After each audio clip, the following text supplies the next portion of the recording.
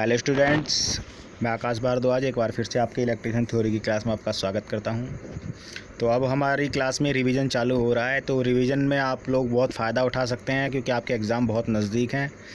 जैसे ही डेट आ जाएगी एग्ज़ाम भी नज़दीक हो जाएंगे, डेट आ जाएगी एग्ज़ाम भी होने शुरू हो जाएंगे। तो इसलिए रिवीजन चालू है, रिवीजन आप ध्यान से करें। आज हमारा जो रिवीजन की क्लास का जो मैं पहला चैप्टर ले रहा हूँ, रिवीजन जो 4th सेमेस्टर का है अर्थात सेकेंड ईयर का। तो इसमें आप ये देख रहे हैं दिष्ट धारा जनित्र यानी डीसी जनरेटर। तो डीसी जनरेटर में क्या है कि इसमें इंट्रोडक्शन दिया हुआ है। ये देखिए इंट्रोडक्शन में क्या दिया हुआ है कि अधिकतर जो हमारे वर्क होते हैं, जो हमारे काम होते हैं, वो एसी सप्लाई पर होते हैं। यद्यपि तो डीसी सप्लाई की भी हमें ज़रूरत पड़ती है। एसी बनती है लेकिन डीसी सप्लाई की भी कुछ कार्यों के लिए हमें ज़रूरत पड़ती है। तो फिर हमें डीसी उत्पन्न की जाती है। तो अब डीसी जनरेटर का हम सिद्धांत देखेंगे। ये देखिए डीसी जनरेटर का सिद्धांत यहाँ दिया हुआ है। डीसी जनित्र या डायनमो फैराडे के विद्युत चुंबकीय प्रेरण के सिद्धांत पर कार्य करता है।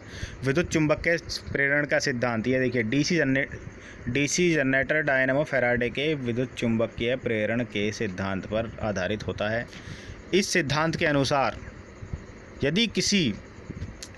यदि किसी चालक को किसी चुंबकीय क्षेत्र में इस प्रकार गतिमान किया जाए कि उसकी गति चुंबकीय बल रेखाओं का छेदन होता हो तो उस चालक में विद्युत वाहक बल पैदा होता है। तो ये एक थ्योरी है, विद्युत चुंबकीय प्रेरण की थ्योरी है। यही सिद्धांत है इलेक्ट्रोमैग्नेटिक इंडक्शन का, विद्युत चुंबकीय प्रेरण अर्थात इलेक्ट्रोमैग्नेटिक इंडक्शन का सिद्धांत। तो जो डीसी जनरेटर का हमारा सिद्धांत है वो फैराडे के विद्युत चुंबकीय प्रेरण के सिद्धांत पर ही आधारित है। और ये विद्युत प्रेरण का सिद्धांत जो होता है वो होता क्या है कि यदि किसी चालक को किसी चुंबकीय क्षेत्र में या फिर किसी चुंबकीय क्षेत्र को चालक के चारों तरफ इस प्रकार गतिमान किया जाता है कि उसकी गति से चुंबकीय बल रेखाओं का छेदन हो तो उस चालक में विद्युत पैदा होती है। यही हमारा डीसी जनरेटर का सिद्धांत है।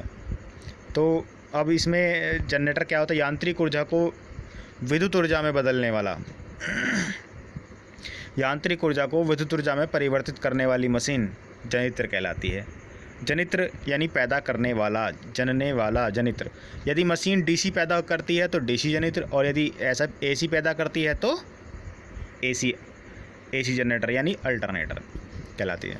तो ये हमारे आगे हम देख रहे हैं डायनमो लिखा हुआ है। डायनमो यदि यांत्रिक ऊर्जा से डीसी पैदा करने वाले छोटे प्रकार की मशीन डायनमो कहलाती है, यानी छोटा डीसी शंट जनरेटर डायनमो कहलाता है।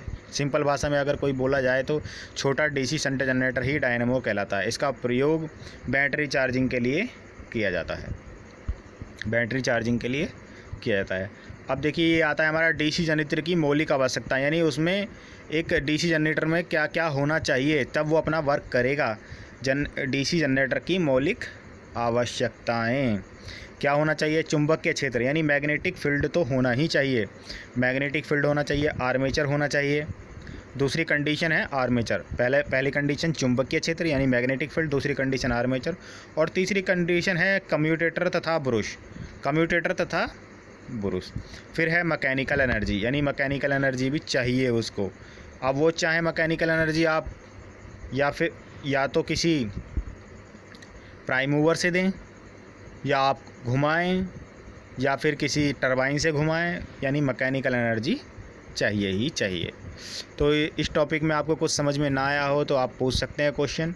बहुत ही इम्पोर्टेंट चैप्टर है ये डीसी जनरेटर का। इसमें आपको अभी तक का जो टॉपिक अभी क्लियर किया है, इसमें यदि क्वेश्चन बनते हैं और बहुत सारे क्वेश्चन बनते हैं इसमें, तो आपको यदि कोई क्वेश्चन क्वेरी नहीं आ पा रही है तो आप इसमें से पूछ सकते हैं। धन्यवाद।